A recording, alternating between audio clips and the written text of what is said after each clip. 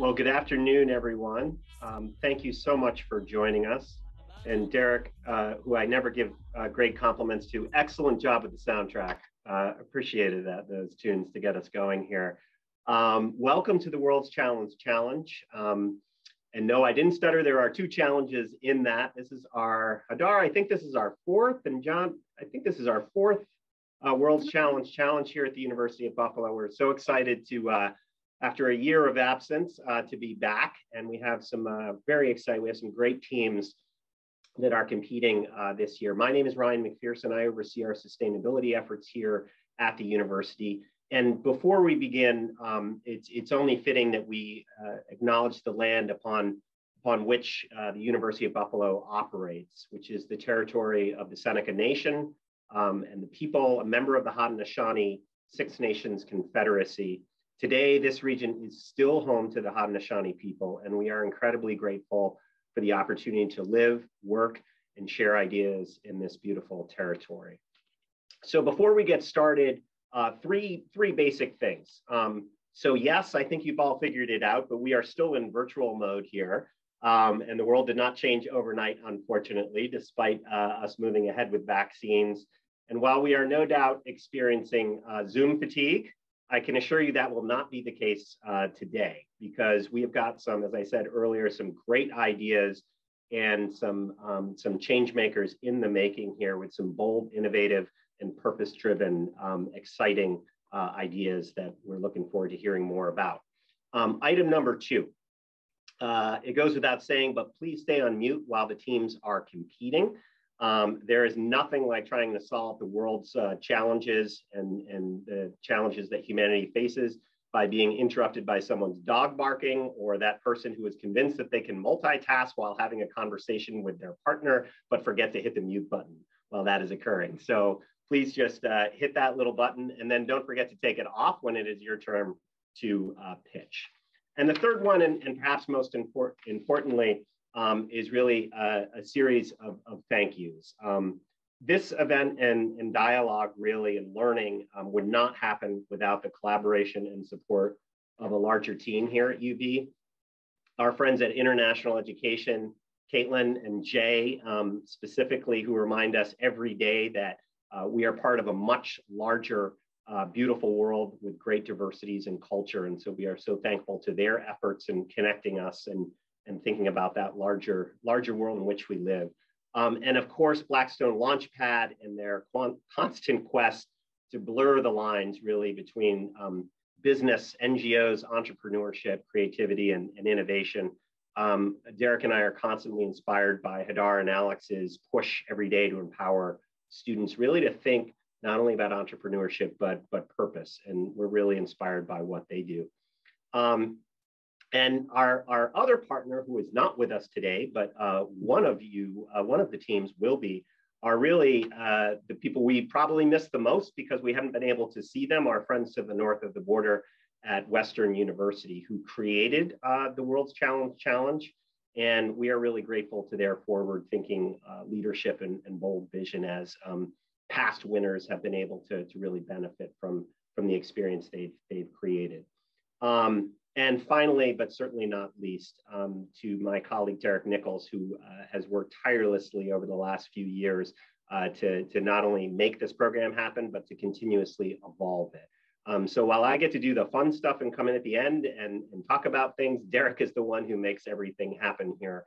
So thank you, Derek, for your work, and much appreciation to you. To get us started, we certainly want to give some gratitude and thanks to our three great judges who we're very lucky to have.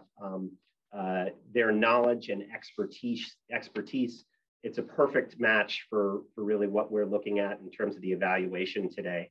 So first, Dr. Susan Clark is a fantastic colleague and a friend, just as important, out of the College of Arts and Sciences. And she is really the director of the Environment and Sustainability Department there. Director of Sustainability Leadership Master's Program within the department. This is really fitting because Susan is the definition of what I think of when we talk about sustainability leadership.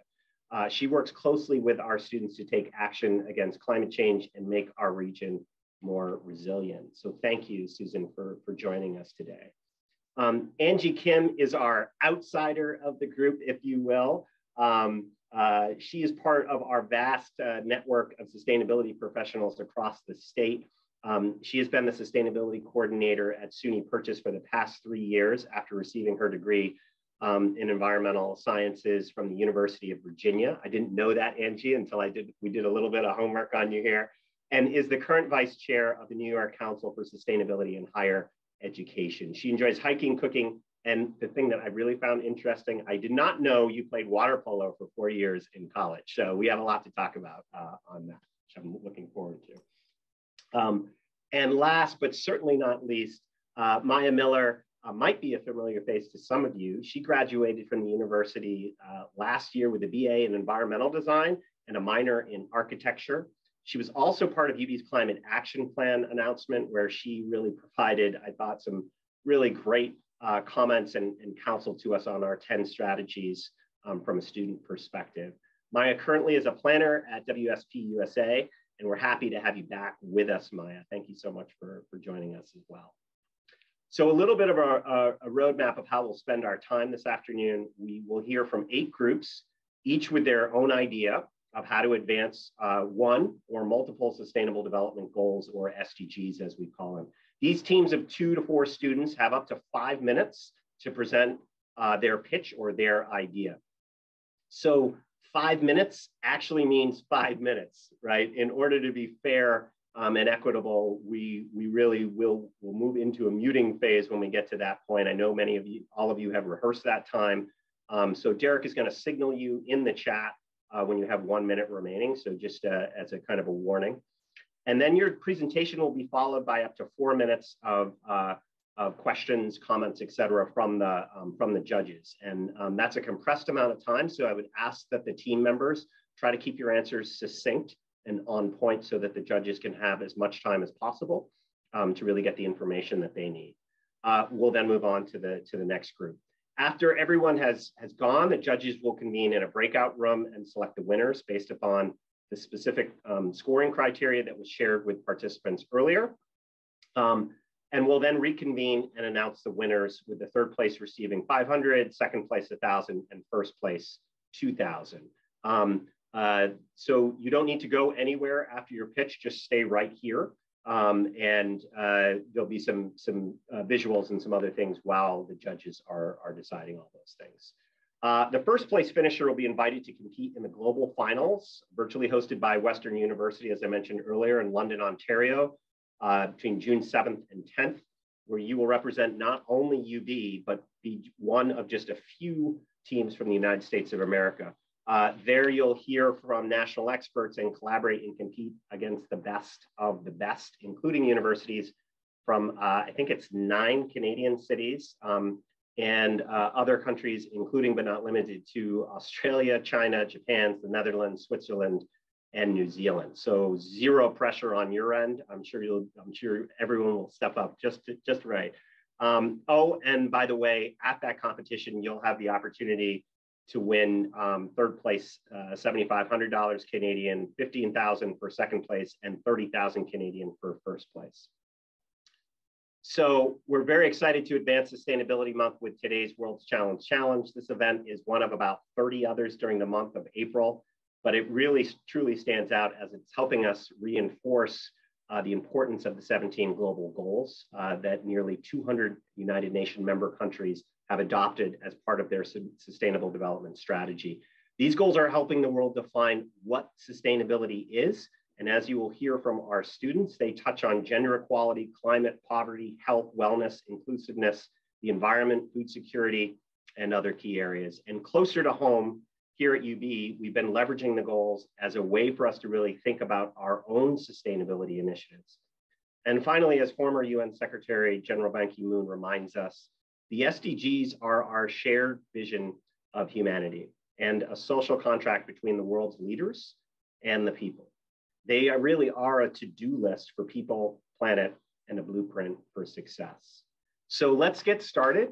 And first out of the gate, I'm just gonna introduce our teams by name here to get us going.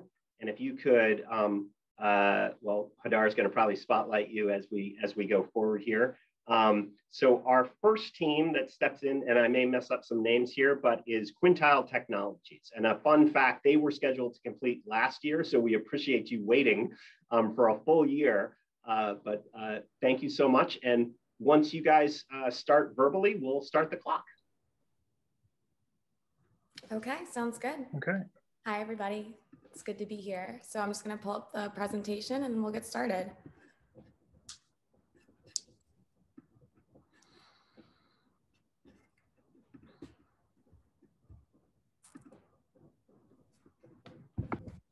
All right. Well, good afternoon, everyone, and thank you for joining us. We are 6 Quintile Technology. I'm Becca Serrano, and join with me are Melkaija, MPH, MBA, and Ryan Young, MD, MBA. And we're very excited to share with you our digital twin model that we believe can help address several of the World Challenge concerns, including climate action, clean water, and responsible consumption. So climate change is undoubtedly something that is affecting our planet and our lives. Every day, millions of factories pollute the air and excessive waste pollutes our land and waters. The activities we do as humans are drastically affecting our environment. If we do not act fast, we could be jeopardizing not just our own lives, but all life on this planet. To make matters even worse, views on the importance of the situation have been heavily politicized. The emotional advocacy between the conflicting actions of big business and environmentalists has caused a standstill. The feud between these two has extended a period of procrastination for enacting change on the issue. Despite the inefficiencies of the supply chain, big business tends to push back on the issue due to regulations interfering with their business models, even though it should seem obviously to reevaluate the systems that they use to produce their products. The financial implications of these changes could drastically affect their profit margins. This is a practical view for business owners to hold, as it is their fiduciary responsibility to maximize profitability for shareholders. To address these conflicting interests, 6 Quintile has developed a digital twin algorithm that Ryan will explain a little bit more about how to reduce the waste in the transportation sector. A brief definition of the digital twin: it is a parallel digital simulation of a physical world asset. However, using digital twin isn't enough. We have to ensure we are feeding it reliable information, which is why we incorporate blockchain into our solution as well. Here's how everything fits together. Utilize blockchain tokens to track raw materials and products around the globe with extreme accuracy, enabling the digital twin to see where all supply chain assets are. With all of this data, the digital twin will proactively recognize supply chain problems via its machine learning or deep neural network capabilities. The digital twin provides end users real-time feedback so they can increase their company's supply chain efficiency. In this short video of our minimal viable product, we use some publicly available data sets to predict when certain raw material lots will be on back order in a particular facility. This would allow for raw materials to arrive just in time, decreasing waste. Now you might ask, what does this have to do with environmental sustainability? We would argue it has everything to do with it. More efficient supply chains increase environmental sustainability due to raw materials arriving on time so they can be used before they expire, less waste of raw materials, optimizing shipping routes to avoid weather delays or excessive traffic, prevention of needless extraction of raw materials because shipments consistently arrive just in time to facilities. And also, since these raw materials are being used immediately upon receipt, there's a decreased risk of storage container leaks into groundwater and soil. Corporations who invest in our solution will have an edge over their competitors. They will enjoy the benefits of increased profitability, which is the highest priority of their shareholders. Our key partners are institutional investors such as banks, hedge funds, and pension funds because they are the largest shareholders in many corporations. Governments are also key partners as they can reward corporations with tax credits and other incentives for increasing their supply chain efficiency. Last but not least, environmentalists are important partners because they will continue to raise public awareness about climate change and efforts to combat it. To see this idea in practice, let's narrow down our digital twin scope to just semi-truck carbon emissions for Old Dominion, a large trucking company. Their operating expenses in 2019 was $473 million, with most of these expenses coming from diesel fuel. Our digital twin system would save them about 4,500 miles traveled annually. And remember that product shipping emissions is calculated by taking the total number of parcels and multiplying that by 3 factors, which is the average parcel weight, the average parcel shipping distance, and the applicable emissions factor per ton mile. Our system would save Old Dominion 16,000 kilograms of CO2 per truck, with a total of almost 150,000 metric tons reductions annually. This is Old Dominion's current operating expenses before and after the implementation of the digital twin. As mentioned earlier, operating costs are exceeding $450 million in year 0. And in year 1, once our system is implemented, we expect to make this trucking company 10 to 20% more efficient, which will allow the company to retain around $90 million in fuel costs. Corporations have a fiduciary responsibility to maximize profits and satisfy that responsibility to their shareholders. Supply chains are making these companies more efficient, reducing fuel waste and increasing fuel efficiency. To justify these changes, this idea would challenge corporations to increase revenue and do it in a morally fulfilling way that strives towards sustainability and their social responsibility to reduce the carbon footprint. Thank you, and we'll take any questions now. Thank you so much. We'll move straight to questions from the judges. And just a reminder to unmute if you need to unmute. Hey, hi guys, thank you for your presentation. One, I like how you focused on the efficiency and the companies need to make or to maximize their profits. I was wondering if you guys considered how this digital twin works with existing programs that the trucking systems or community already uses? Yeah, so Venomics is they actually have a similar digital twin, but they only focused on trucking. They actually ended up saving a trucking company about $90 million. The idea is that with this blockchain, we're able to essentially track from, because of the tokens, we can actually track from like when the raw material is coming out of the earth all the way to, let's say, the dinner plate, exactly. So we actually want to expand it, because the idea is that if you can measure it, then from there you can then apply analytics to it and then provide a more efficient ways of doing things to make sure we're not wasting or extracting too much.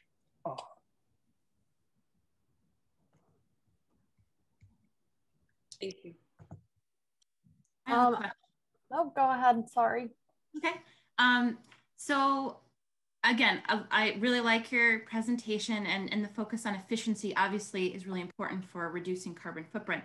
But I'm wondering if you've thought at all about sort of the resilience implications. So resilience of communities, for example, and who, depending on some of these supplies, sometimes focus on efficiency of supply chain may sort of reduce the resilience of that in a disaster event or something. Have you thought at all about those implications?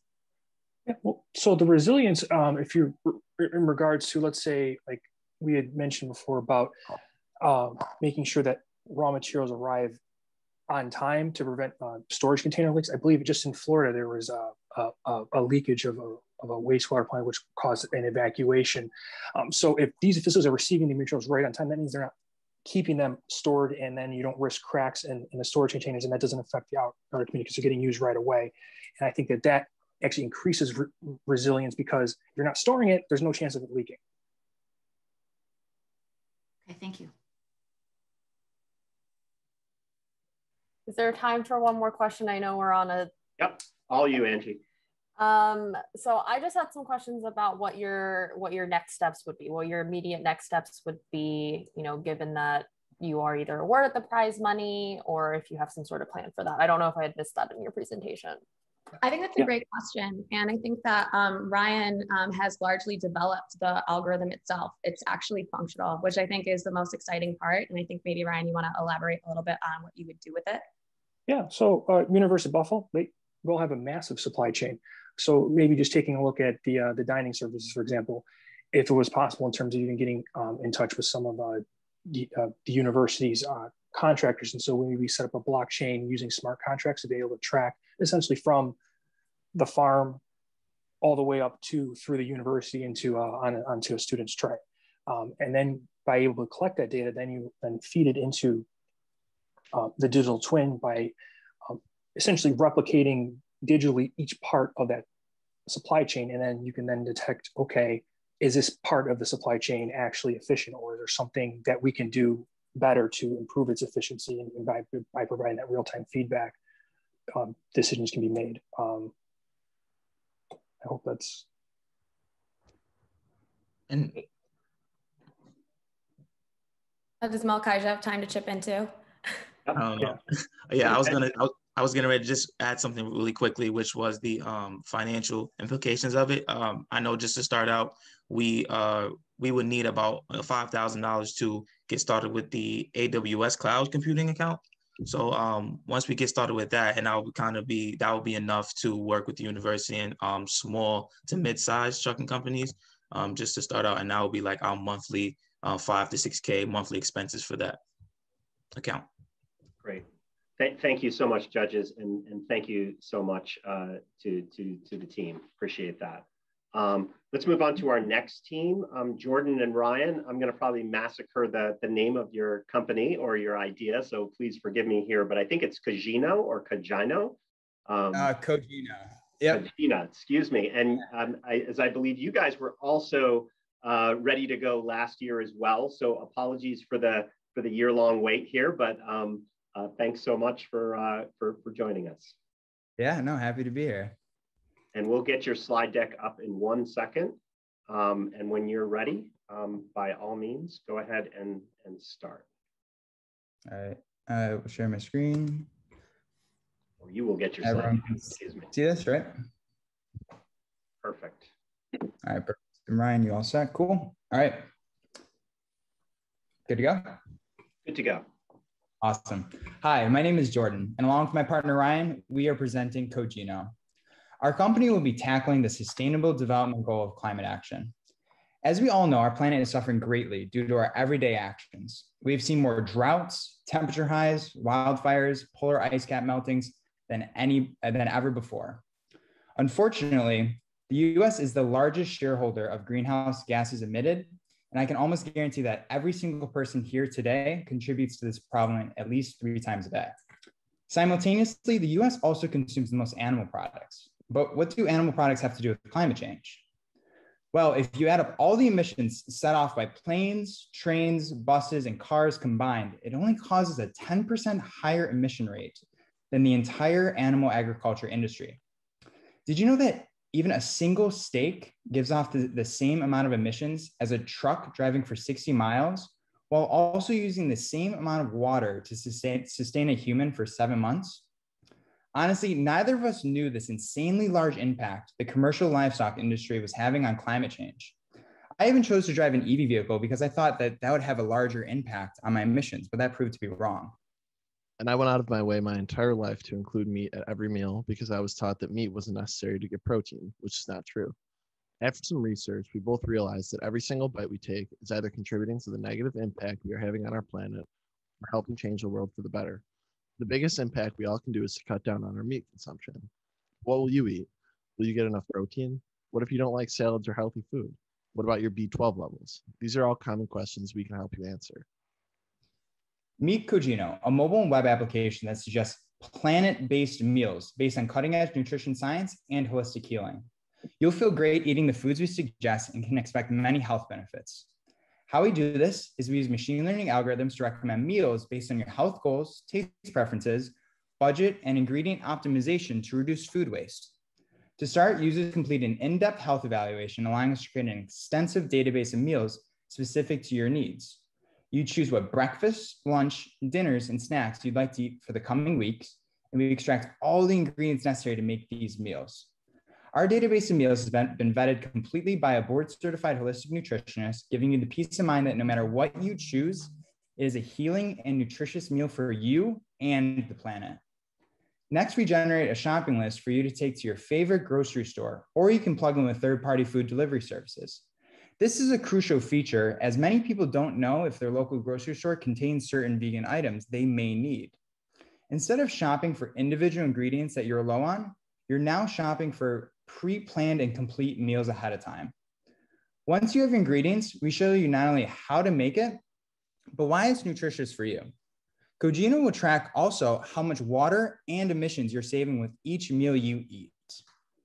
Our pricing model is 2-tiered. At our core, we're a nutrient-dense, plant-based meal recommender for free, allowing us to collect a lot of data to help grow our model. Our paid tier includes personalized health-specific meal plans like muscle gain, along with in-depth analytics on each meal like calorie and a macro breakdown for $4.99 a month. We expect a 4% conversion rate from the free to paid plan, which is pretty industry standard.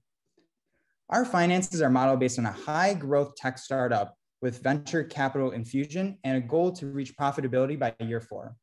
Even with a user base of just 150,000 users, we'll be able to reduce over 350 million pounds of CO2 emissions per year if our average user followed a vegan diet for only 3 days a week. This is the equivalent of the CO2 emissions produced by a 400 million mile trek on an average car. Utilizing health and wellness micro-influencers across social platforms will help drive user growth. But more importantly, exclusive partnerships with grocers such as Wegmans and Tops are key to gaining a sizable market share through cross-promotion. We currently have pending meetings with Wegmans and Tops to help solidify our presence in the Northeast. This mutually beneficial partnership with grocers will help them increase their shopping cart size, while also we will help our users maximize their ingredients per meal. There's also a various amount of vegan-focused news outlets where we can start marketing as well. To accomplish our goal, we need your help. We'll be finishing up our web product in the coming months and we'll be officially launching at the end of summer. All proceeds from today will help pay for server and database fees, along with bringing on a designer to help with the development of our front end. Welcome to Cogino, where our mission is to make it absurdly easy to eat a planet-based diet. Thank you. Thank you so much. Appreciate that, Jordan and Ryan. We'll move to questions from the judges here.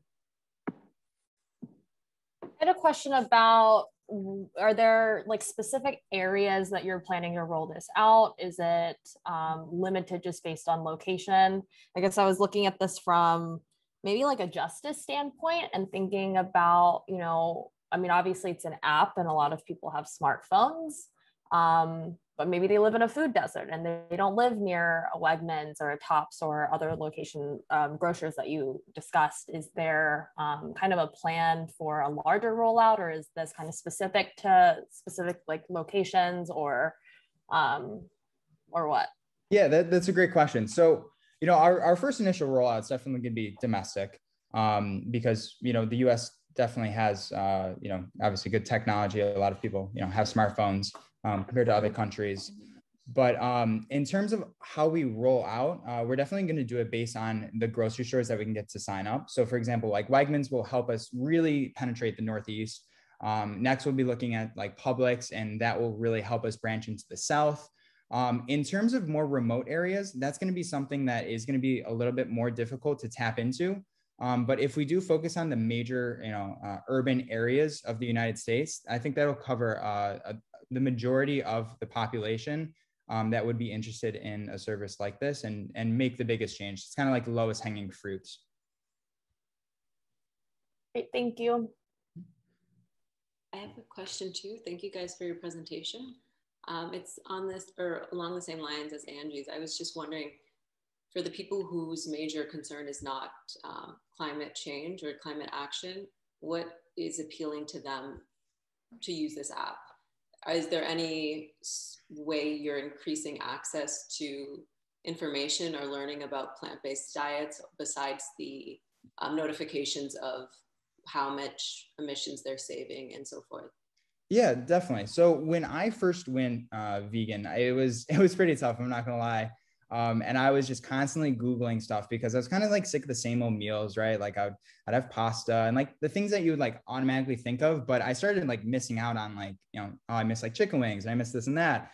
And so, you know, you can Google things, but, you know, I think the true power of this is really being a general resource and accumulating all the sorts of blogs and all sorts of different meal ideas into one easy to digest form. And then when you add in also the ease of grocery shopping as well, it kind of ties it all in together. And also the biggest thing in my mind is the nutrition. When I first started going vegan, I feel like I was eating a lot, you know, way too many carbs. And so I started to worry a bit. And we feel like that's one of the biggest churn rates of a lot of vegans or people that go plant-based is they feel like they don't get the amount of nutrients needed to feel healthy without meat, which is completely actually false. You know, you only get about 10% of your protein intake from, you know, actually like red meat and chicken, when you actually get the other 90% from beans, legumes, and all these other sort of plant-based solutions. So it's really from that point beneficial as well to start that education process and see that it is possible to do this and also have delicious meals as well. I also have a question. So I'm just wondering where you're getting the data for the CO2 impacts. My understanding is it sort of really varies depending on place, depending on a lot of factors of the supply chain. I mean, there's a lot of variables in there. And so what's sort of your main data source for this information? Yeah, so we use a few different, you know, pieces of data from the BBC, from Time, Statista as well. You know, obviously, I guess they have this saying, you know, any sort of data or, you know, claim out there, everyone's putting out their own information, whether it be like specifically, you know, X amount of carbon emissions.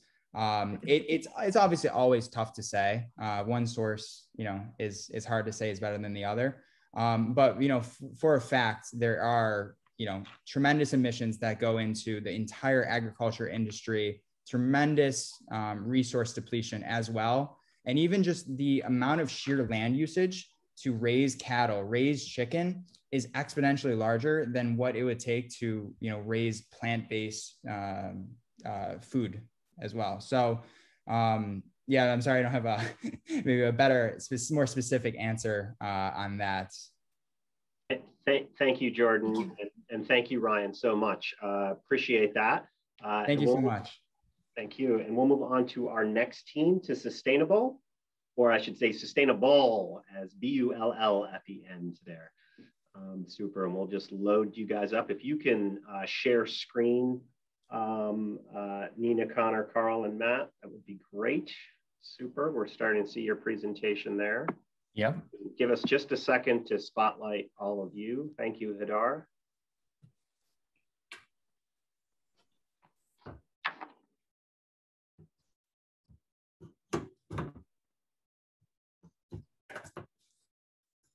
All right, all set? I want just 1 second. Okay. I think, unless everyone else can see you, I can't see you. But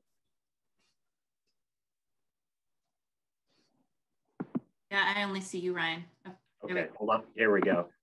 Carl's coming in here, and I know Hadar is. I apologize. I'm having trouble with my mouse, so I'm looking for all my friends.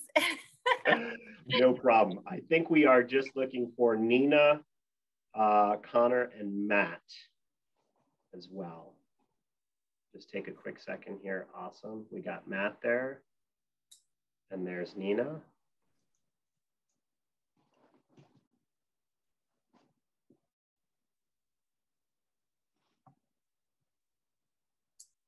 And I think it's just Connor who's left there. I'm here, I swear. We'll find you in the ether. We'll find you out there, or in the matrix, I guess. You know, pick your. There we go. Super, excellent. If you guys are ready, we'll start as soon as you start in. All right.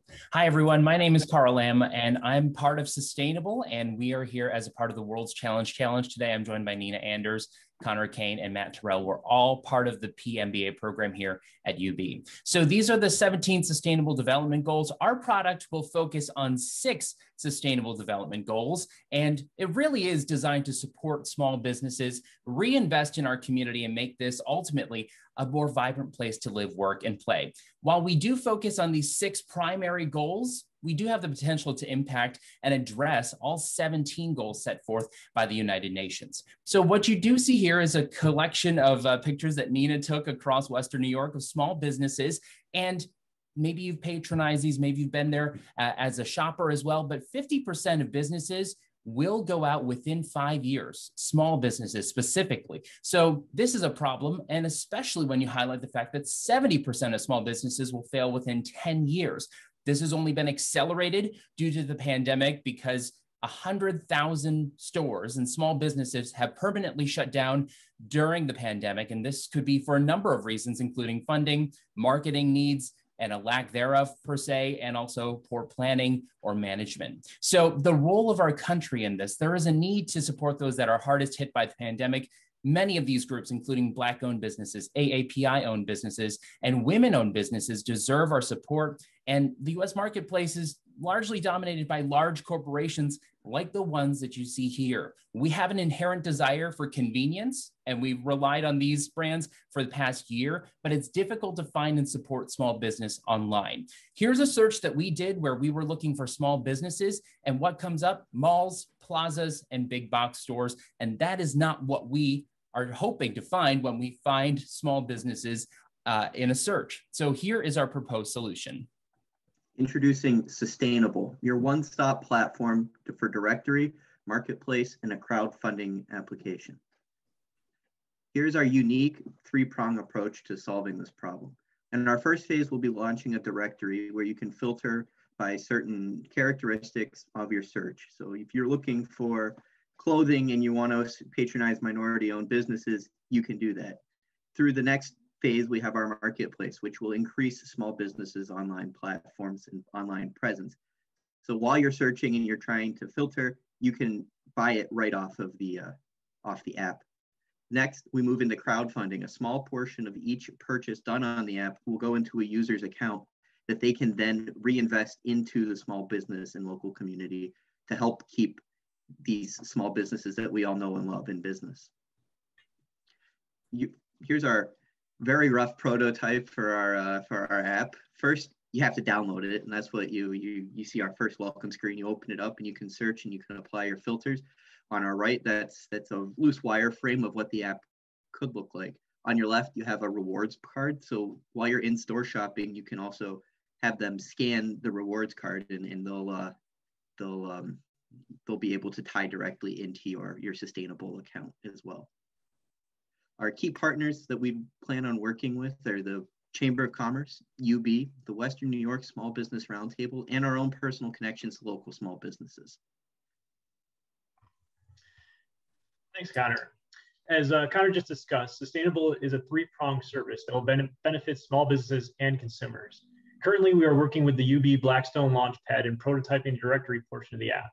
Once that is complete, we'll obtain funding to develop the directory app and launch in the pilot region of Western New York. We will work with the UB CSC department student or a freelancer for initial development to reduce costs. The app will be free and open for anyone to use while being ad supported. And the next year will be spent growing user base and small business partnerships to provide proof of concept for the business. Once we obtain a significant number of users and partner businesses in the region, we'll move to the next phase, implementing the marketplace and crowdfunding services. This phase will increase revenue channels and provide additional value-added services. Once we have refined the business model, our goal is to be able to expand the service to similar markets by 2024. So let's take a quick look at how this implementation plan affects the financials. In the first 2 years, as we pilot the app and grow market share, the primary costs are in app development and marketing to get our name in the community. Our primary revenue channels will be advertising, a share of revenue from partner businesses when they use the SustainaBULL app, and a percentage of sales to the online marketplace. Once we have developed the model in 10 markets by 2025, we expect revenue to be $14.6 million with an OP of 26%. Based on the costs outlined in the previous slide, we are looking for an initial investment of $300,000 to provide financing for the initial directory app and marketing. As we successfully implement our business model, we will require secondary investment of $1.5 million to develop a marketplace and crowdfunding portions of our service and launch in additional markets. With that, we ask you to be sustainable and shop small business. Thank you very much, SustainaBULL, excuse me. We'll move over to our judges here. Questions from the judges, and you can start asking now if you unmute while you're being teleported back in. I have a question. I was wondering if, or just wanted some clarification. Are they able to, a user able to buy on the site from different stores, or is it just browsing information? And if it's, if you're able to buy from the site, how is that feasible with a large range of stores? So our first initial phase is introducing a directory to get people out and work on awareness for the small business community in Western New York. Our second phase is that will have the products listed on the on our app, so they will be able to purchase in-app as well. And that will be hosted through a central, through our, we'll be processing payment, and it will be purchased from the small businesses. So we'll be essentially a listing inventory service for these small businesses as well. Right, so I think the idea is the app, we need to get a certain market share of the small businesses, right? We need a user base. So the directory, the first 2 years is really a free app, get the directory going, build a significant user base. And once we get to that threshold of, like we put in 200 small businesses, once we get that threshold of usability, then we can say, okay, people want this, people need this. Let's see, we build on top of that onto the marketplace. Thank you, Maya. For the small businesses that want to participate, are there upfront costs and investments for them to be like a part of the app? No. So initially there are no costs to either the user or the business at all. Once we launch our marketplace and crowdfunding, we would obtain partner businesses. And basically the way it would work is the partner businesses would pay us a percentage of the sales that are done using the app, or we provide the users on their smartphone a QR code like you would use at any store for their rewards. And if they scan that in the store, they would get a discount for using that. And we would also get a portion of those sales because they found it using our app. So that's the two main revenue streams, I guess, are either things sold directly through the app or a person going into the store with the QR code, scanning it, getting a discount, and then also we would get a portion of that sale.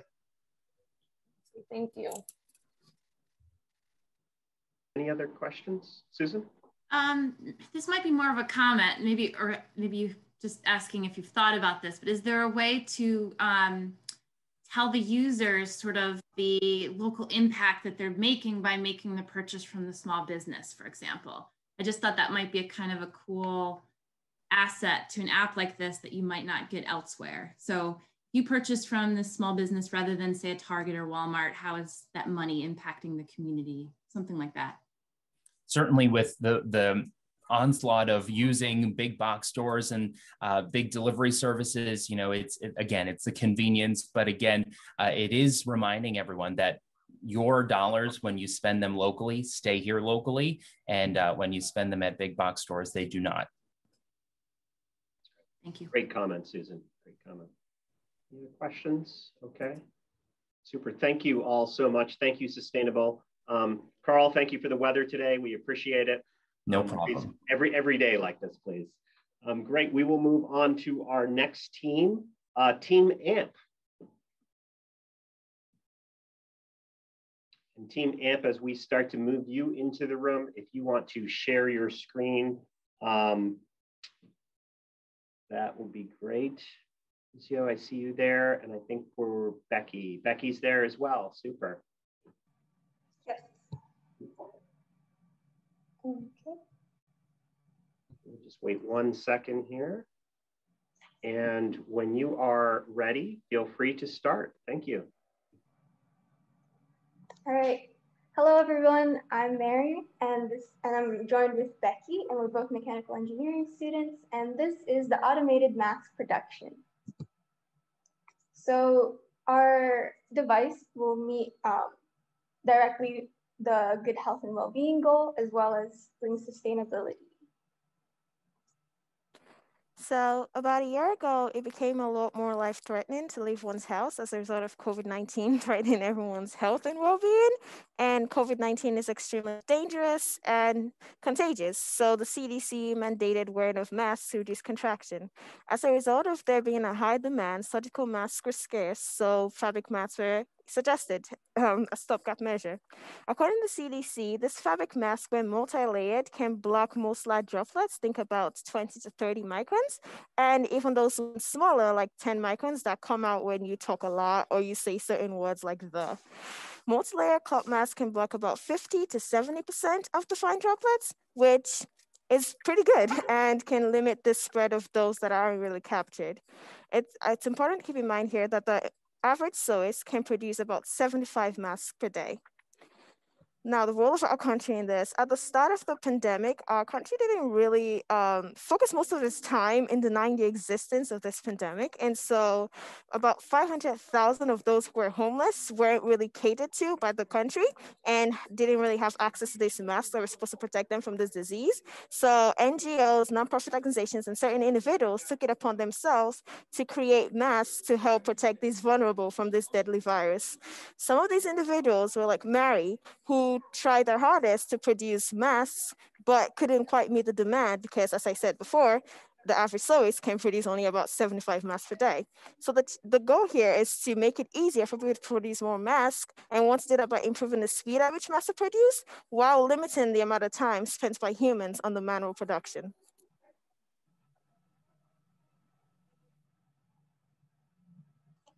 So our solution to create more fabric masks is this device that attaches to any sewing machine and will help automate the process of making fabric masks. A local sewist in the Buffalo area gave her word to this and said it just kind of snowballed, and the masks that she was making was nowhere near production line quality. Well, with our device, we will offer speed and simplicity, availability of these fabric masks to more people, user-friendly as it's simple to use, cost-effective in comparison to its industrial counterparts, which are $6,000 to $15,000, and environmentally better since we are producing more fabric masks to give out to those in need instead of one-time use masks. And these masks will also be, you'll be able to personalize them. So this means that you will keep the masks for longer as there's sort of a bond that's built with this mask. So our key partners will be organizations who are currently trying to distribute fabric masks or masks. So that would be the Salvation Army and local NGOs, small businesses, as well as global partnerships like the World Health Organization and Doctors Without Borders. We also want to collaborate with Joann's or other sewing and craft stores to sell this device alongside sewing machines. And we'll be reaching our audiences by going onto these platforms where there are creators like TikTok, Etsy, and Instagram. So our implementation strategy, our first phase is to provide a proof of concept.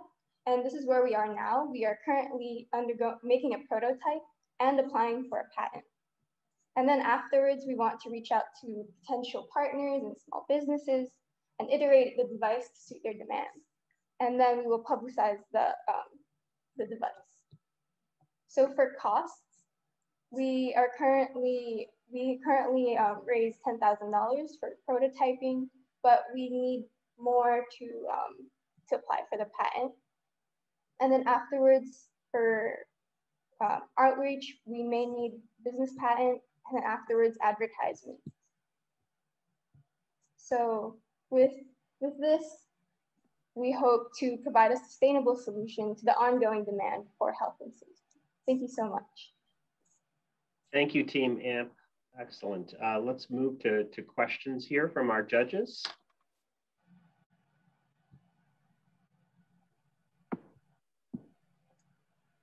So maybe just a clarifying question is it seems like the solution is the device, but at the same time, I also see the masks that the device is allowing folks to make to then provide to folks that maybe can't afford it is another essential part of this, right? So maybe just clarify, is it really the device or is it more about getting the masks to people who need them and can't afford them? Yeah, that would be the goal outcome. And to do that, this device would provide a way to mass produce more fabric masks and then in turn make it cheaper, and people will be able to afford more of the masks since it's a lot cheaper. Okay.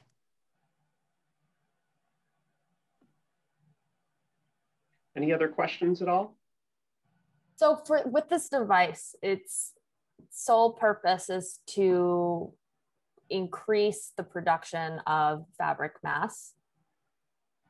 Is there, given that we live in this world and the pandemic doesn't exist and there is no longer a great need for masks, is there like something else that this device could do, or is it just the mask production? Yeah, what's amazing with this device is that it's in its bare bones is automating the sewing process in cheaper cost, and so in that way it's able to make other accessories and things like that. And also with the masks, we see that it is here to stay, or at least in other countries, like in Asian countries, for example, where there's air pollution, this device can also be helpful there.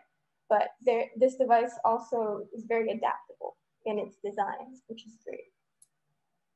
Great, thank you. I have a question. I was wondering who you imagine owning these. Do you think it would be private citizens, or is it like an organization like Salvation Army? Who are you? Who's the target? Well, so far we've been in contact with small businesses who were focused in making fabric masks, and this device would help them produce more and would increase their production rate. So our first primary customers would probably be those small businesses and those at-home individual sewers. Thank you. Thank you all very much. It's great. Let's move on to Team Go Zero. And Becky, thank you so much for wearing your mask. I know that might have been part of the prop, but I bet it's also out of necessity. So thank you for being part of the solution with our current situation here. Awesome. Okay, I see you listed there. All right, great. We've got both of our folks there, and you guys have already started screen sharing, so super. Give ourselves just 1 second here. Great. When you both are ready, go ahead and we'll start in. Okay, just 1 second. No problem. Let me just get a sound check from both of you to make sure we can hear you both. We good? Yep. Are we good? Perfect. Okay. Okay. So many of you most likely recycle your plastic waste, but did you know that only 8.7% of plastics that you recycle actually get recycled? 1/3 of what we throw in the garbage is also organic materials like food scraps and yard trimmings. These organic materials produce large amounts of methane, and that has an even stronger greenhouse gas effect than carbon monoxide. That's where Go Zero comes in. We are a waste pickup service that drives communities towards zero waste. My name is Alyssa Cardina. And my name is Mauricio Canton Diaz. By making the recycling and compost processes easy and encouraging for individuals and households, we are addressing these 6 SDGs, from the way we run our company to the impact of our service on the environment.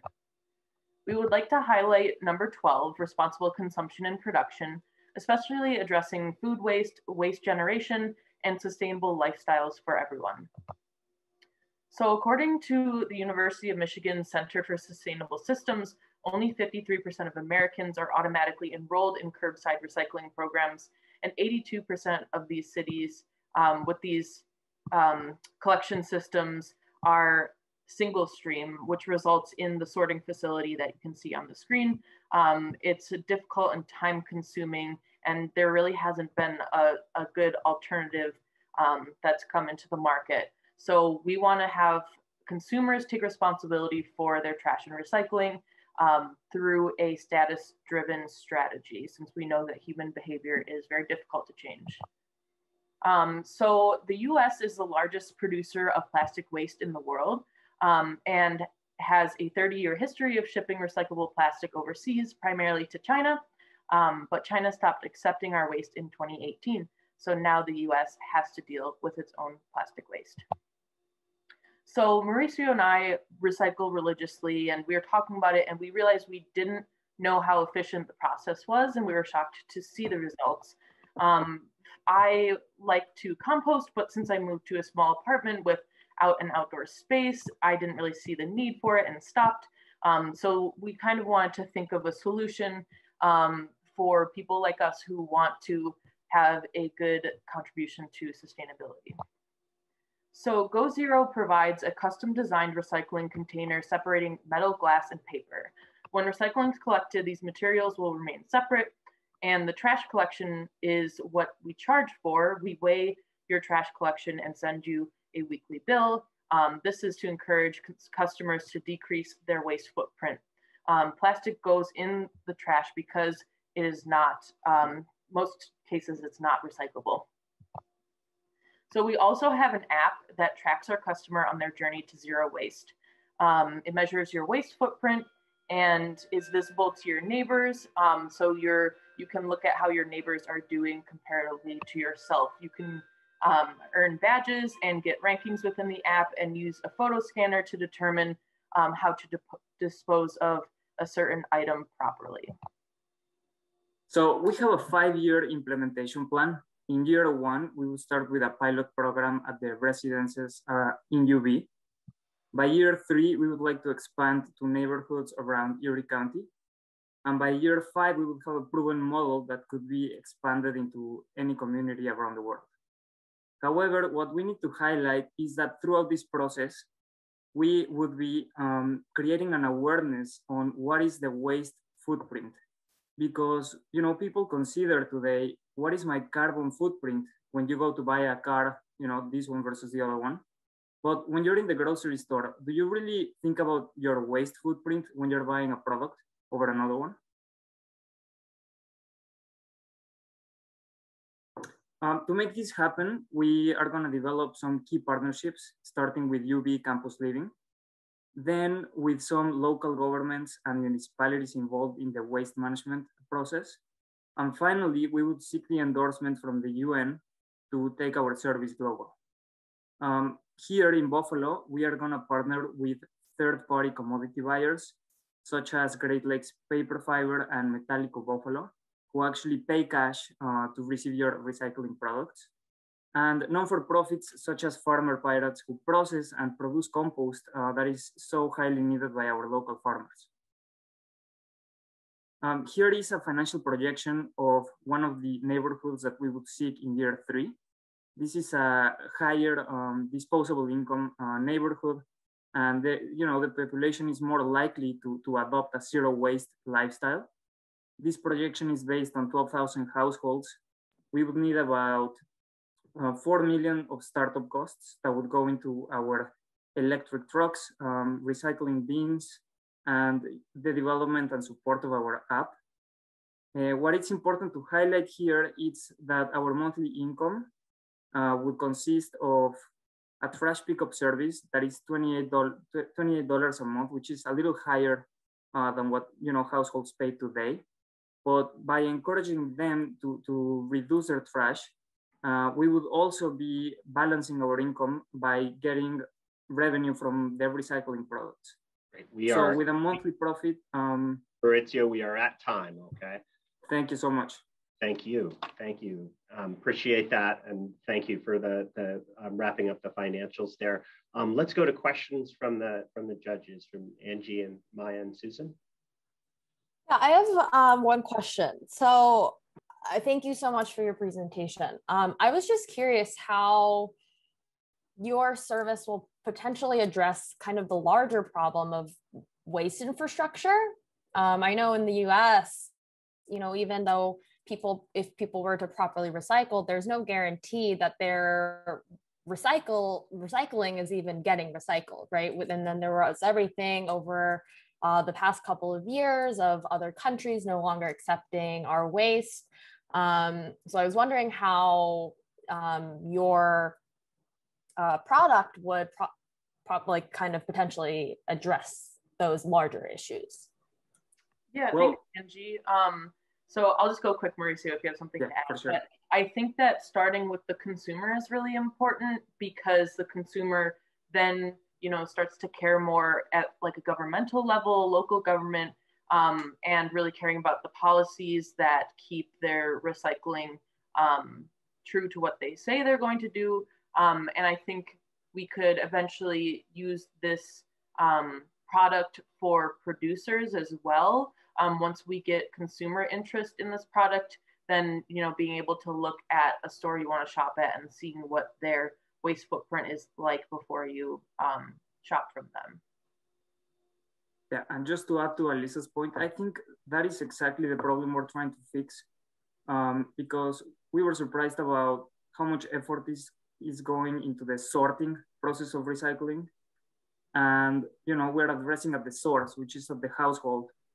And, ideally, in the end, we would be making the whole, circular economy function better, in which that product would be able to return to be recycled cleaner and in a faster and better way. Yeah, and basically, just to highlight, we don't recycle plastics through our program. Those are labeled as trash because under 10% of plastics are recycled. They could have contaminants in them that make them unsafe when they're reused in products, stuff like that. So basically, this is a big push to get a consumer to seek alternatives and just to go zero waste and to avoid the fee for the trash pickup as well. Thank you. Thanks.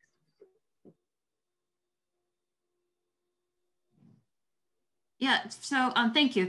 I really like this idea, and I like the holistic approach. I think the best part here. So, and again, I think this is just more of a clarifying question. Recycling right now, the way it is very local. Sort of what's able to be actually recycled is very local. So, is that being taken into account in your app? So, and are you sort of working with existing recycling facilities in that way, or sort of how do you deal with, like, I guess, the differences at the local level? Okay, I think that is at the core of our proposal. We need to stay community-based. That's why I highlighted some of the partners here locally in the community that are already doing this work. And we would like to develop a model that could be basically taken into any community around the world, but adapting to whatever resources are at the local level. Okay. Sorry, I have one question if there's time, Ryan. I was wondering if you are charging for the trash collection, if you are hiring outside, or is this all inside the company? Are you working with the local municipalities to get this service more widespread, or is it kind of like a niche product, and do you want it to stay kind of a service product versus more of a public service? Okay, I'll go first, and then you can add, Alisa. We think our product is essentially a service.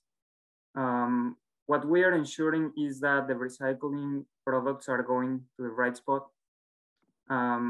We are also picking up the trash and disposing it, and we'll have to pay a fee at the dumpster. That fee is transferred to our customer, but ideally we need to encourage them to produce less trash. I'm not sure if this is answering your question fully, but I think I could add that. So in the beginning, we would definitely be providing the service with our company by collecting the trash. And we would need to do that so we could weigh the amount and then record that for each customer. So in the future, once the business is scaled, that may be something that we can have another service or another company provide for us. But right now, with the way like our recycling is collected with our special compartments and being sorted on the truck and then collecting the trash and weighing it, I don't know that we could partner with anyone at this moment, but that could be something we could do in the future. Thank you so much, Team Go Zero. We're at time, so we're going to move on to our sixth team.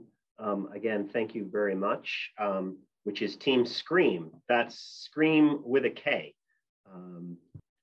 So I think that's Natalie, Hardeep, and Dan. I'll give you guys just a few minutes here as we teleport people. This is actually Hadar's like hidden talent of being able to teleport like Star Trek. So Doing a very good job here, much better than I would. So thank you, Hadar. And you are probably, we're seeing you in presentation mode right now. I don't know if you know the quick fix for that, but yeah, sorry, give me 1 second. No problem. I know it's that little thing to check that I always forget when you have two screens on that comes up, at least for me. Okay, so I'm. There you go. Let's see. No? Yep, we can see that piece. It's a little bit small, but if you, yeah, perfect. Okay, good. Sorry about that. That's quite all right. When you are all ready, please feel free to go ahead. All right, sure. We are faced with hundreds of decisions every day. What to eat, how to contribute to our communities, what products to buy, and how to keep ourselves healthy. Understanding the impacts of these decisions on our world and on our planet can feel like an almost impossible task. The undeniable and overwhelming evidence that our planet and society are in a crisis is never far from a headline. What can be done to confront a problem that grows larger every day? A recent Washington Post and Kaiser Family Foundation survey shows that most Americans are willing to accept that they need to make at least minor sacrifices in order to help reduce the effects of climate change. But just how? When decisions about sustainability become so overwhelming you want to scream, don't. Instead, scream. Sustainable, kind, real, everyday actions that matter is a new smartphone app that can help. Scream is designed to help track and monitor common activities and suggest improvements to help make minor but impactful decisions. Scream is designed to help create awareness around real everyday actions that matter to middle and high school students. Students will begin by selecting products or actions that they are already participating in. Take the example of using drinking water for the day. If a disposable plastic container was used, Scream will use its database to suggest a more sustainable alternative. In this example, swapping your plastic bottle for a reusable Tervis mug is an easy and impactful switch. These simple and easy to implement solutions are personalized for each individual user and are motivated by the user inputs. Users can also take pride in knowing that they are supporting companies with a strong commitment to sustainability. Scream provides both users and peer groups with their impact scores. These scores show students how their actions contributed to the larger goal. Every action matters, and it's easy to see how working together we can curb climate change.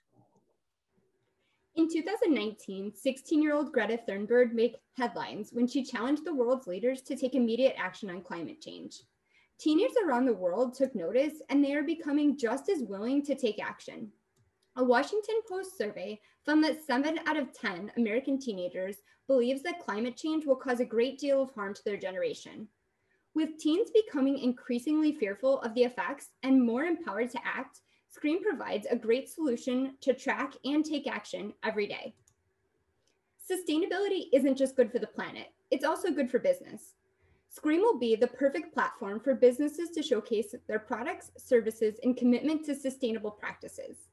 To help identify those partners that align with our goal of providing sustainable, kind, everyday actions that make a difference, Scream will use an impact assessment to ensure that our businesses provide accurate information that reflects a true commitment to the movement and is appropriate for our end users. We will work with organizations already progressing in this space to help determine the credibility and strength of our product and service vendors. Partnerships with SASB or the Sustainable Accounting Standards Board will give us specific insights into some of the more detailed information.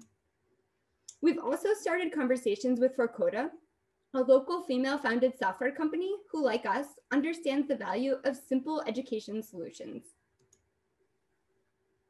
While Scream was designed with all 17 Sustainable Development Goals in mind, it directly addresses the following: quality education, responsible consumption and production, climate action, partnerships for the goals.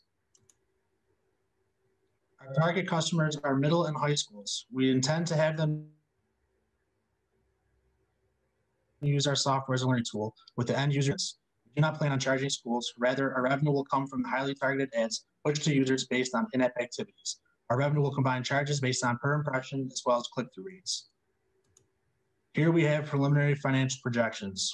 We've used an estimated cost for a full app build. However, there are cheaper options, such as using prepackaged components tailored to our needs, or simply starting with the minimum viable product in order to test credibility in the market. We expect our biggest expense item to be maintenance and subscriptions. From cloud servers to backend databases, this cost can vary greatly depending on usage and scope of offerings. A break-even point lies somewhere between 750,000 and 1.1 million users, depending on the number of variables. 2.8 million middle and high schoolers in New York State and a total of 40 million nationwide, we feel this is an achievable target. Using Scream, we can motivate each other and organizations to make the changes needed to see a positive impact in the world. Thank you. Thank you so much, Dan and Natalie and Artie. Let's move over to questions here from our judges. And judges, if you want to, you can start asking those before you're in the room if you want. Got everyone.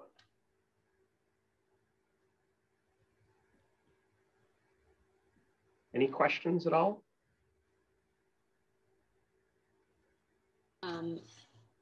I just had an idea. I was just wondering if you guys plan on partnering with any other like financial institutions as kids are developing like their financial habits. Maybe there's a way you can partner with them to kind of give them feedback on how sustainable the businesses that they interact with are. Maybe some sort of, and it could be another partnership. That was just something that popped into my head. I think it's a great target audience. Yeah, I think that's a great suggestion and not one that we had thought of, but certainly one that could be incorporated. Thank you, Maya. That's a great comment.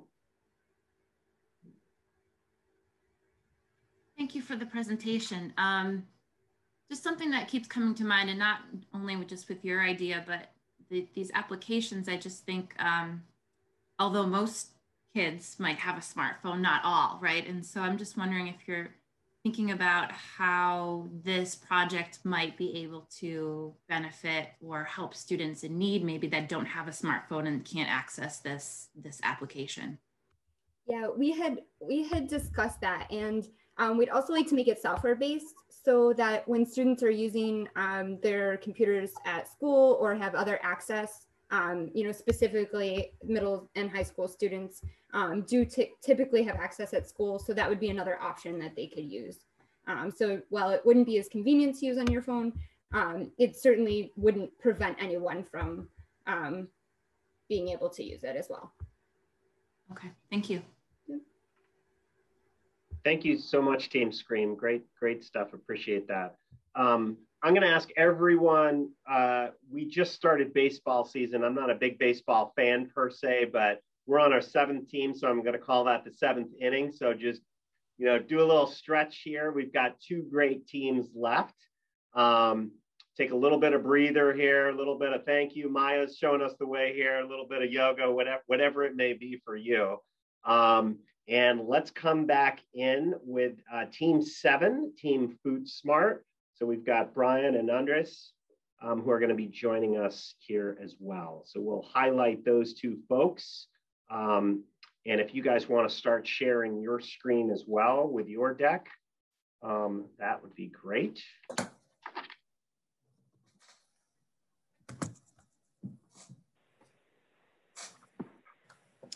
You guys hear me? We can hear you, yes. Do you want to, are you in, if you, yeah, oh, we just lost that. No worries. Got to get the right ones. All good. There we go. All right, can you see the slide deck? We can, yeah, it's in slide sorter, yep. Yeah, all right.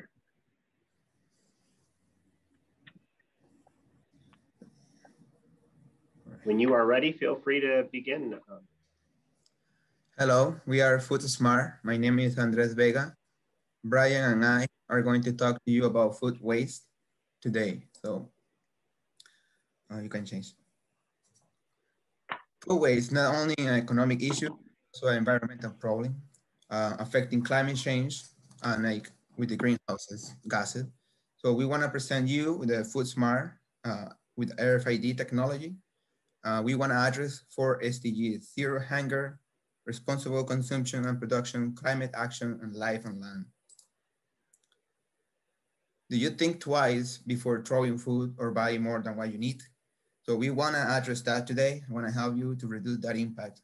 So food waste not only like it's pretty much the biggest contributor to climate change, global warming with the greenhouse gases. Carbon dioxide is the biggest one of those caused by the supply chain process. And the other one is the methane, all the uneaten food that is thrown to the landfill. The last one being the most dangerous one. So think about this, at the end of the day, you will be possible throwing out 1/3 of what you have in your refrigerator pantry. And that's gonna cost you around $1,000, $2,000 annually of wasting food. According to the Natural Resource Defense, it takes a considerable amount of resources like land, water, labor, energy, and thus it's going to contribute to the increase of the food waste. 21% of the US agriculture water is wasted. The gases represent 37 millions of cars every year. That's going to affect you economically, like how we said, $1,000 to $2,000, and it's going to be a 1.3% of the GDP impact. Food waste happen at every stage, from the farmers to the processing food, restaurants, food, supermarkets, and for sure the biggest impact is the household. So your house, yourself, is one of the biggest contributors to this problem. We want to give you a solution to this. We want to use technology that we have already in place, and want to help you to change that behavior. We want to teach you how to buy smart and learn to reuse what you have already. Our proposed solution is to combine recyclable radio frequency ID tags with internet-connected RFID antennas, cloud computing, and our own proprietary software and data management system. This allows instantaneous data for the food supply chain, providing enhanced supply and demand information, reduced labor costs, and cost savings from reducing food spoilage and waste. Here's how it works. First, food manufacturers apply tags to the food packages. That information is then uploaded to our platform. A benefit to manufacturers is that they end up saving a lot of money by reducing their food waste. Next, the distributors, who can use the tags to track the food moving through their network, more efficiently deliver foods to retailers, saving money by reducing their food waste and spoilage. Next are retailers. With a store equipped with RFID antenna systems, they instantly check current inventory levels to determine if or when they would run out of stock of certain items. This would also allow them to lower their labor costs associated with restocking the shelves, since you no longer require people to go out and count amount of product on the shelves. Retailers would also reduce their food waste costs, as they could see when the food is about to expire, mark it down a price for quick sale, or collect for donation to local food banks. Even the consumer benefits. By adding an antenna to your home and an app on your phone, you can have access to the food information. So now when you go to the store, you can quickly check if you have something already at home. You'll also get a notification letting you know that a pack of chicken in the fridge is about to expire, answering the age-old question of what's for dinner tonight. The tags can then be recycled with the packaging. We've identified these partners to work with. They're all local and have established sustainability plans, including reducing their food waste prints. They're dedicated to innovation and quality. As an example, Riches has an external innovations group dedicated to fostering partnerships and support for accelerating new products and technologies in industry. All of the companies could benefit from our system to reduce their waste and save money. Implementation would occur over the course of the next few years. 2021 to 2022 would be focused on prototyping, refinement, pilot program, and eventual production startup. Implementation timeline does depend on our ability to build the core team, and that is dependent on fundraising from investors, working with local manufacturers and grocers are good starting points. Here's our financials for the next several years, extrapolated up to 2030. Even though we expect to have multiple revenue streams, we want to bring your attention to the scale of RFID tag sales. You can imagine how many items are in a supermarket at any one time, then expand that out to many more supermarkets. RFID tag sales can climb rapidly, leading to sales revenue of $5 million in 2 to 3 years, and potentially $600 to $700 million in 5 years. So we hope that you help us fight food waste. Thank you. Thank you so much, Food Smart. Right on time. Questions, Maya? Yeah, I wanted to clarify: is the tag the product, or is it a service that you're providing to consumers and to producers? Yeah, so there's both actually. So let's see, in our financials, so we kind of have these multiple revenue streams. So we only focus on RFID tag sales because it's such a large number. You can see there's just billions of tags you end up selling a year. So, you know, our margins are low, but that volume still makes up. So you develop a large revenue stream from that. But what we also plan to provide is more of the data analytics and subscription, as well as antenna leasing sales. So the antenna leasing sales would obviously be in their network, whether it be in a warehouse or throughout the store, or for consumers, so they can plug into their house at home. And then data analytics and subscriptions, more or less for the data management system, and then providing algorithms for them to determine supply and demand more accurately.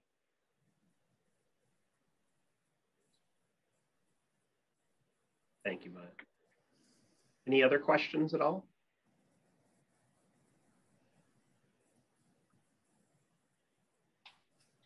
Thank you, Food Smart. Appreciate that very much. Right. And our final team is Aurum. So if you can get your slide deck ready and start sharing screen, that would be great. Sure thing. Hello, everybody. Can you see my screen? We can, yes. And perfect. So that looks good. And I think we have both of you up. So super. When you're ready. Can you hear us? Can you hear me? Perfect. All right, perfect. Sean, are you ready? I sure am. Awesome. Welcome. We are Aurum. The United States is a nation of immigrants, but wealth and opportunities are not distributed equally. Imagine the annual interest rate on your bank account is 1%, but inflation is 2%. After a year, how much would you be able to buy with your money? More, the same, or less than today? The answer is C. But if you didn't know, you're not alone. Out of 30,000 Americans, 1 in 3 got this question wrong. When it comes to financial literacy, we're falling behind. Only 6 states require personal finance to be taught in high school, and New York isn't one of them. At Aurum, our mission is to provide financial empowerment to those who need it. Of the 17 Sustainable Development Goals, our focus is on 5, with an emphasis on SDG 1, no poverty. Additionally, we will address the SDGs related to quality education and reduce inequalities by increasing access to financial education, decent work, and economic growth by helping immigrants contribute economically in the US, and partnership for the goals by joining together with other organizations to achieve our mission. Overall, studies show a consistent link between poverty and low financial literacy, and nearly a third of Buffalo, Niagara residents live in or near poverty. Our goal at Aurum is to help alleviate poverty through financial expertise and consultations. One of the reasons why financial illiteracy remains a critical issue is due to domestic policies. As mentioned before, most states do not mandate personal finance courses to be taught in high school. Choosing not to educate our citizens on this topic has real opportunity costs. For example, it's estimated that having an excellent credit score could save a consumer around 100 grand a year in interest, 100 grand in interest payments over the course of their life. Many students, including myself, have had to rely on their parents or other sources of information to learn how to budget or learn other skills we take for granted today. This issue is perpetuated by not demanding better resources from our institutions. I was fortunate enough to have access to this information at a young age, but that privilege ends with the user seeking that knowledge. In addition to these obstacles, there are few avenues in which a new American can seek this information, especially if they do not speak our language fluently or have steady access to our internet. We can and must provide a better solution. Immigrants and refugees make up nearly 15% of our population, but poverty rates among such communities exceed others by 20%. This means that earning and maintaining resources is critical to their long-term future. This program will have a measurable impact on the financial health of new Americans by providing the tools needed to help establish their lives. New Americans face many challenges: finding housing and work, overcoming language and cultural barriers, and figuring out our confusing financial system. Some may not trust banks or American institutions in general. Due to cultural norms, some may have never even managed their own money. That said, investing in their families will benefit everyone. New Americans hold jobs at higher rates than native-born citizens, and they are twice as likely to start a business. We plan to start here in Buffalo, both because we know the community and because Aurum will be the only initiative of its kind in the region. Eventually, we'll scout other cities, tailoring each program to those who will benefit most. We are looking to establish key partnerships with organizations that are mandated to give to Western New York, like the Oshai Family Foundation and Ralph Wilson Foundation, whose mandates are aligned around our mission.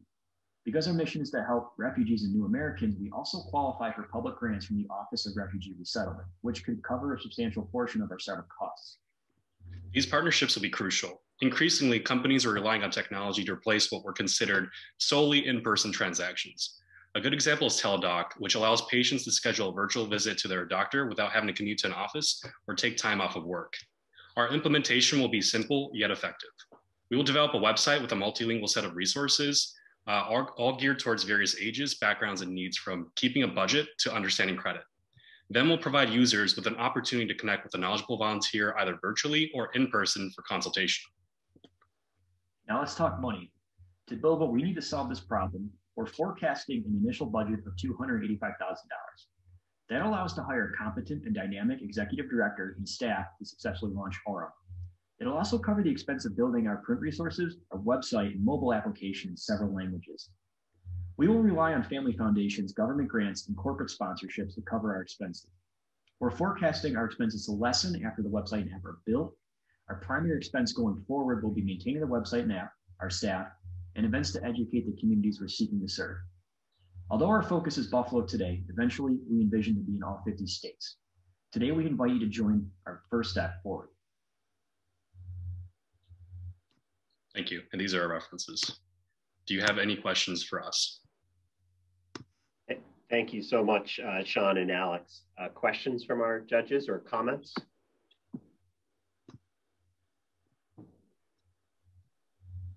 I have a question. I think early in your presentation, you mentioned something about sort of the lack of access to the internet by the target population, but then it seemed like really how you're getting the information out there and available to folks is through websites and things. So maybe you can clarify how that works. Absolutely. I mean, we didn't have enough time to really fit into our 5-minute presentation, but we'll partner with food banks, libraries, and institutions to have, secondhand laptops to ensure access to those who don't have access to the internet. But at the same time, we understand not everybody's technologically literate as well. So that's why we're also offering in-person consultations. Does that answer your question? Yes, thank you. You're welcome. Just to add on to that question as well, the issue of lack of affordable and adequate internet is actually an issue that COVID definitely has exposed. And we're seeing, some partnerships. It's sort of happening more at the local level, like in San Francisco and other cities where they're teaming up with tech companies or VCs and such to try to figure out how to bring that internet to those neighborhoods. So there's also a potential partnership opportunity to see who locally we could team up with in that area, or perhaps maybe tap into the local, that Chris Sacca is from the Buffalo area. Maybe he could tap into his connection to see how we could bring that affordable access to internet here to Buffalo to help with this problem as well.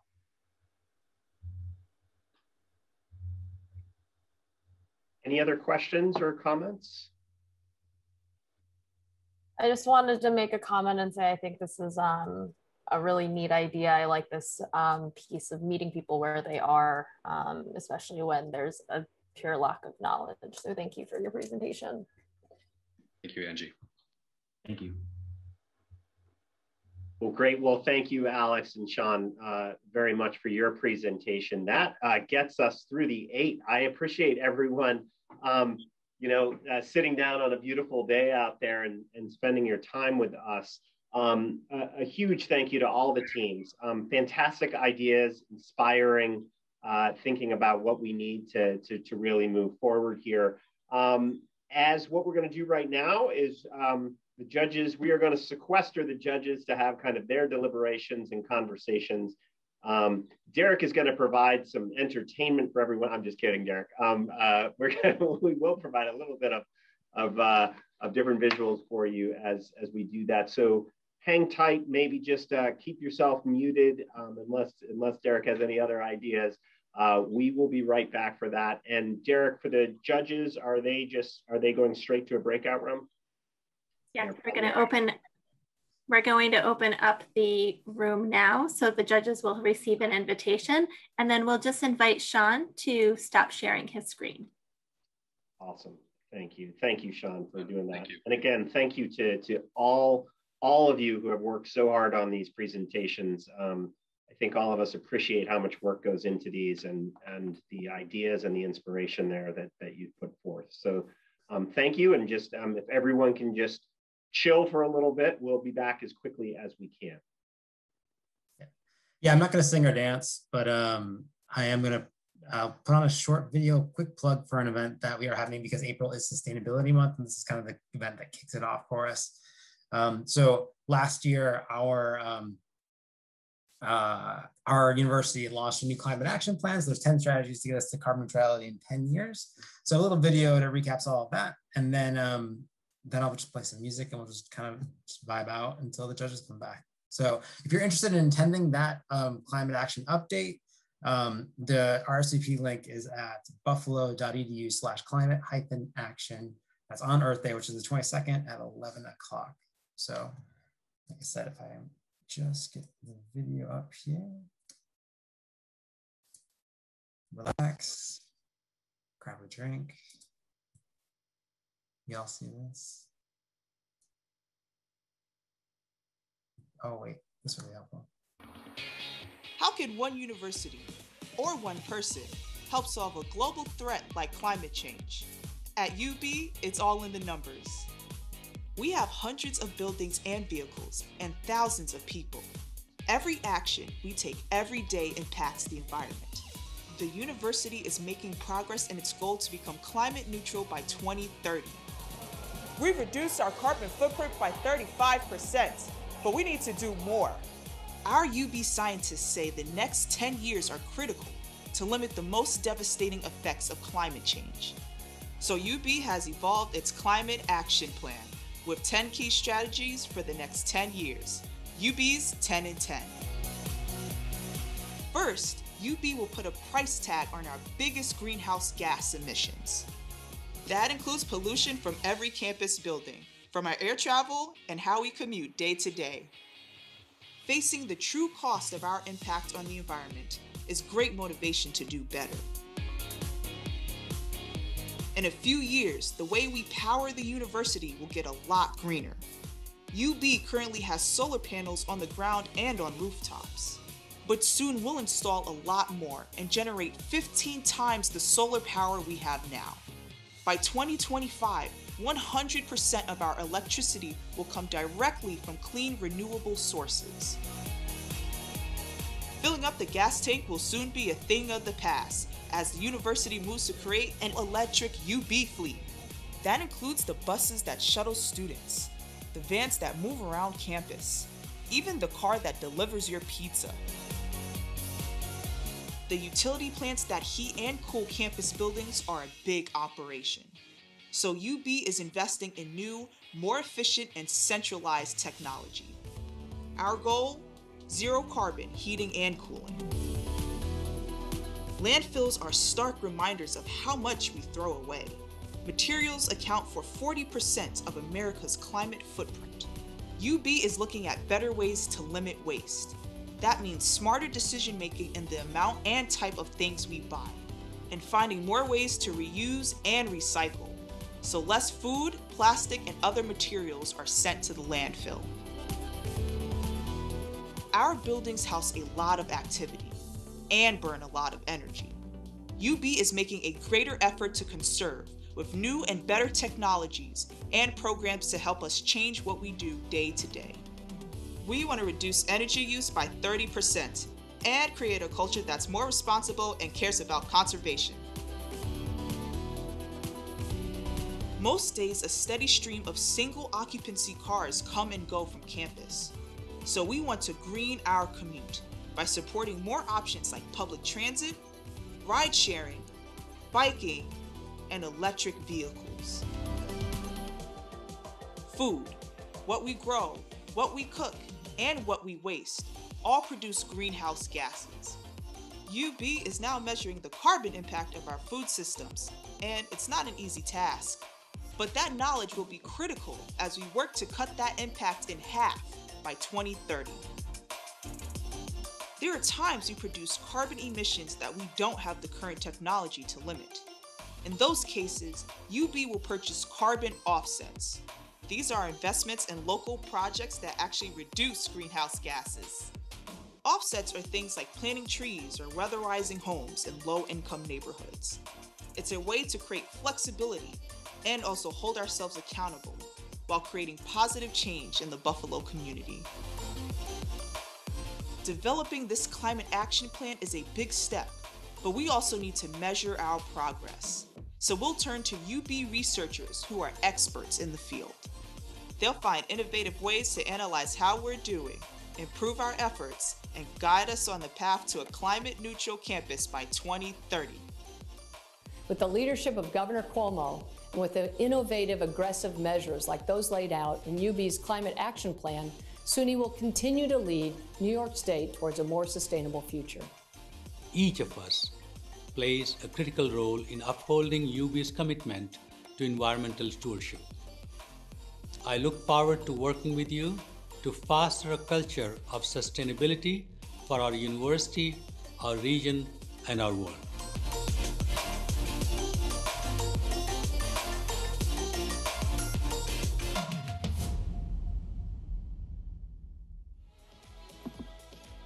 All right, we're all coming back together here. I'm just glad Derek is not going to ask me to do any dancing to that music. Thank God. It would be a sad, ugly sight. Thank you. If everyone can just, if you can put your camera on, and I would just ask you all to unmute for a second here. And really just some words off the top. Thank you so much for all the work that everyone has put into this. And if we can all just kind of give each other in this virtual crazy world that we're living in right now, a huge round of applause for all of your work. So thank you very much. Woo. Good job, everyone. And you know, I just want to start off by asking our judges if you could just if you have any comments or anything that you would like to add in after just having that sprint session of 8 great ideas thrown at you. I'll start off. First of all, I just want to say that I'm super impressed by the presentations. I've done lightning talks before, like 5-minute presentations. That's really hard to do, and you all did it, I think, really well. Just more generally, I just applaud all of you for, I guess, taking this on. You know, for many of you, it's kind of like an extra challenge, and in a time when we're all kind of struggling, right? So I just really applaud all of you for your efforts, and the impacts of the projects that you proposed are just really powerful. And yeah, I'm just really impressed. So thank you all for your efforts. Yeah, I mean, I agree completely with Susan. I'm really blown away by a lot of these ideas. They were very innovative, very creative in solving a lot of these global issues that we have. And to do that all in 5 minutes is such a feat. So congratulations to you all. This was such a cool experience for me. It was my first time. I didn't even know what to expect. And I'm really happy to be part of this. And thank you all again so much. Thank you, Angie. Thank you, guys. I echo everything that was just said. I was a part of this challenge last year, and I understand how hard it is to come up with these ideas and to make them realistic and implementable. So I really commend you guys. They were really well thought out, and the presentations were really thoughtful and delivered really well. So thank you for letting me watch. Yeah. Great. Well, thank you to the 3 of you. Really much appreciated. And now for our recognition here and awarding, again, 8 fantastic ideas. It's always challenging to get this down to 3, but because we are in America, we do have to have 3 winners here as part of our competitive nature here. So in 3rd place, receiving $500, Sean and Alex from Aurum. Congratulations. Nicely done. Excellent. Thank you. And this is where we usually hand out the big checks that are bigger than Hadar as she brings them over to us, but we'll have to pass on that now, and when we get back together, we'll be doing that. 2nd place, receiving $1,000 is Brian and Andres, our food ID group. Thank you so much. Excellent. Congratulations, Food Smart. Thank you. And our first place, fantastic. And our first place team coming in with really broad support from all in the review there.